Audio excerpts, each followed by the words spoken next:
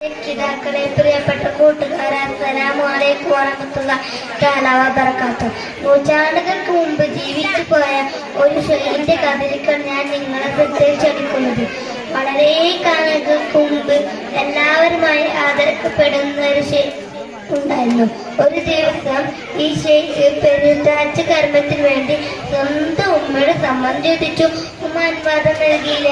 അങ്ങനെ പല പ്രാവശ്യം ചോദിച്ചപ്പോൾ ഉമ്മ അനുവാദം നൽകിയില്ല. ഷെയ്ഖ് മനസ്സിലാക്കി, നല്ലൊരു കാര്യത്തിനാണല്ലോ ഉമ്മ അനുവാദം നൽകാത്തത്. അങ്ങനെ ഷെയ്ഖ് യാത്ര തുടങ്ങാൻ തീരുമാനിക്കുകയും ഹജ്ജിന് പുറപ്പെടുകയും ചെയ്തു. വേദന കൂടിയ മനസ്സുമായി ഉമ്മ അല്ലാഹുവിലേക്ക് മടക്കാൻ തുറന്നു.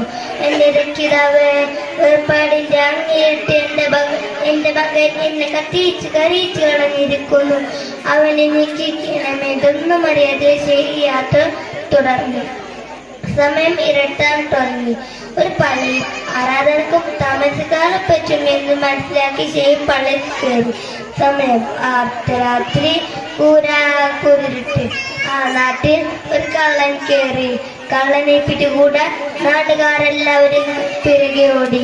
അവസാനം കള്ളൻ ഓടിയത് പള്ളിയുടെ വാതിൽ കൂടിയായിരുന്നു. വിവാദത്തിൽ മുഴുകിയിരുന്ന ഷെയ്ഖിനെ കണ്ട് നാട്ടുകാർ പറഞ്ഞു, ദാ കള്ളൻ ഇതാ നമ്മെ പറ്റി കള്ളക്കാരത്തിലായിരിക്കുന്നു. നാട്ടുകാർ ഷെയ്ഖിനെ പിടികൂടി.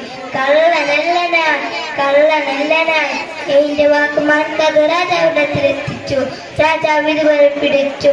കൈകാലുകൾ മുറിച്ചു മാറ്റി കണ്ണുകൾ ചുവന്നെടുത്ത് അങ്ങാടി കൂടി പരസ്യമായി കൊണ്ടു നടക്കുക. അങ്ങനെ അദ്ദേഹത്തിന്റെ കൈകാലുകൾ മുറിച്ചു മാറ്റി. അവസാനം ഇത് കള്ളനല്ല, ഇത് ഷെയ്ഖാണെന്ന് മനസ്സിലാക്കി അദ്ദേഹത്തിന്റെ വീട്ടിലെത്തിച്ചു. കഥറേറ്റുമ്മ പ്രാർത്ഥിച്ചുകൊണ്ടിരിക്കുകയാണ്. എന്റെ മോനെ ശിക്ഷിച്ചു എങ്കിൽ എനിക്ക് അവനെ കാണിച്ചു തരണമേ അല്ലാഹ്. വീട്ടിലെത്തി തനിക്ക് സഹിക്കേണ്ടി വന്ന കഥ വിവരിച്ചു.